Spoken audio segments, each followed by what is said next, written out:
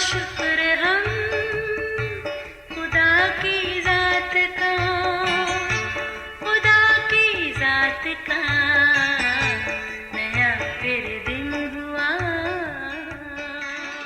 آج کی آیت، اور بعض عورتیں جنہوں نے بری روحوں اور بیماریوں سے شفا پائی تھی، یعنی مریم جو مگدلینی کہلاتی تھی، جس میں سے 7 بدروحیں نکلی تھیں، اور یوحنا ہیرودیس کے دیوان خوزا کی بیوی، اور سوسنا اور بتیری اور عورتیں بھی تھیں جو اپنے مال سے اس کی خدمت کرتی تھیں۔ لوکا 8 باب 2 اور 3 آیت۔ عزیزو، وقت اور حالات کبھی ایک سے نہیں رہتے، وقت بھی گزر جاتا ہے اور حالات بھی بدل جاتے ہیں۔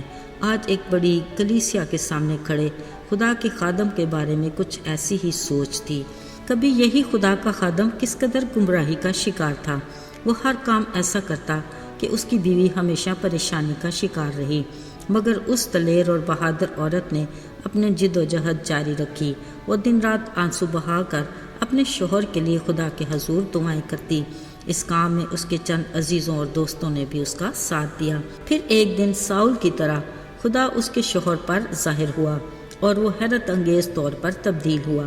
خدا نے اس کی بیوی کی دعائیں سن لیں اور ایک دن وہی شخص ایک بڑی کلیسیا کا سربراہ بنا۔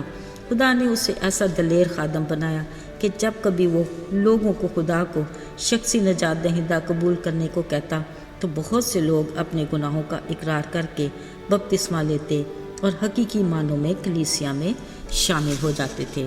عزیزو، اس خادم کو اگرچہ خدا بڑے بھرپور طریقے سے استعمال کر رہا تھا، مگر اس میں ایک بات کی کمی تھی، وہ یہ کہ وہ اپنی اس خدمت میں کبھی بھی اپنی بیوی کو شامل نہیں کرتا تھا، جو کئی بار اس کی بیوی کے لیے اداسی کی وجہ بھی بنا۔ ایک بار وہ خدا کے لیے روحوں کو جیتنے کے لیے خدا کا شکریہ ادا کر رہا تھا۔ کہنے لگا، اس بڑی خدمت میں میری بیٹی بس میرے ساتھ رہی، مگر میری بیوی فی الحال خود کوئی روح نہیں جیت سکی۔ خادم کی اس بات پر بہت سے لوگ ہنس پڑے، اور پھر ایک بزرگ صاحب بولے، خادم صاحب، بلا شبہ آپ کو خدا کے پاس لانے والی آپ کی بیوی ہے، جس کا آپ کو بخوبی علم بھی ہے۔ اس نے خدا کے لیے ایک روح جیتی جو آپ کی صورت میں ہے۔ یقیناً وہ آپ کے ساتھ بالواسطہ ان سینکڑوں روحوں کو بھی جیتنے میں برابر کی حصہ دار ہے جو آپ کی خدمت کے وسیلہ سے یسوع کے گھرانے میں شامل ہوئیں۔ عزیزو، اس بزرگ کی باتوں کا اتنا گہرا اثر ہوا کہ خادم نے فوراً اقرار کیا کہ جو آپ نے کہا سچ وہی ہے۔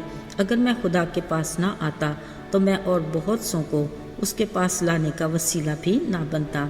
ساتھیو، بلا شبہ کچھ لوگ پس پردہ رہ کر خاموشی سے کام کرتے ہیں، مگر ان کا کام اور خدمت بھی اتنی ہی پر اثر ہے جتنی سامنے آنے والے کی ہے۔ یسوع کا شاگرد اندریاس اس کی خوبصورت مثال ہے۔ یاد رہے، وہی اپنے بھائی پطرس کو یسوع کے پاس لایا تھا، اور پھر یہی وہ پطرس تھا جو ایک دلیر خادم بنا، جس نے اپنے ایک ہی واز سے 3000 لوگ یسوع کے پاس لے آیا۔ گویا اندریاس نے پس پردہ محنت کی، جبکہ پطرس سرعام منادی کرتا تھا۔ ساتھیو، جہاں تک خواتین کا ذکر ہے تو بہت سی ایسی تھیں جو پس پردہ رہ کر اپنے شوہروں کی ایمان کی مضبوطی کا باعث بنی۔ اگر نوح کے دور کی بات کریں، نوح کی بیوی کا کہیں بھی کوئی ذکر تو نہیں ملتا، مگر اس کی خاموشی بتاتی ہے کہ وہ کسی بات میں بھی نوح کے لیے پریشانی کا باعث نہ بنی۔ کلام مقدس میں لکھا ہے کہ نوح 120 برس تک خدا کے حکم پر ایک بڑی کشتی بناتا رہا۔ لوگ یقیناً اس کا تمسخر بھی اڑاتے ہوں گے، اس پر ہنستے بھی ہوں گے کہ دیکھو ذرا، اتنی بڑی کشتی کس کام کی؟ نہ ادھر کوئی دریا یا سمندر ہے، نہ کئی سالوں سے بارش ہوئی ہے۔ یقیناً یہ سب کچھ نوح کی بیوی اور اس کے 3 بیٹوں کی بیویاں بھی سنتی ہوں گی، اور انہیں شاید شرمندگی کا سامنا بھی کرنا پڑتا ہوگا، مگر ان خواتین نے ایک بار بھی نوح کے کام میں مداخلت نہیں کی، جبکہ انہیں خدا کی کسی بھی پلاننگ کا اندازہ نہیں تھا۔ گویا ان کی خاموشی میں خدا کی مرضی کے لیے رضامندی موجود تھی۔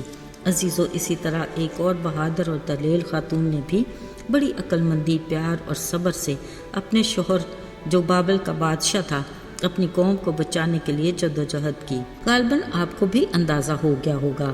ہاں جناب، یہ تھی ملکہ آستر، جس کو خدا نے اپنی بڑی پلاننگ سے اکسویرس بادشاہ کے محل میں پہنچایا۔ اسی کے دور میں حامان کی سازش کے باوجود بابل میں بسنے والے یہودیوں کو تاریخی فتح ملی۔ میرے عزیزو، اسی طرح یسوع کی زمینی زندگی بہت سی خواتین یسوع کی خدمت میں اس کی حصہ دار تھیں، جن میں مریم مگدلینی بھی شامل ہے، جس میں سے یسوع نے 7 بدروحوں کو نکالا اور اسے شفا عطا کی۔ اس کے ساتھ دوسری خواتین بھی تھیں جو خوشبودار چیزیں لے کر یسوع کی قبر پہ آئیں اور فرشتوں کی خبر کو یسوع کے شاگردوں تک پہنچایا کہ یسوع جی اٹھا ہے، جس میں مریم مگدلینی پیش تھی۔ عزیزو، آج کے دور میں بھی یقیناً خواتین خدا کی خدمت میں کسی سے پیچھے نہیں۔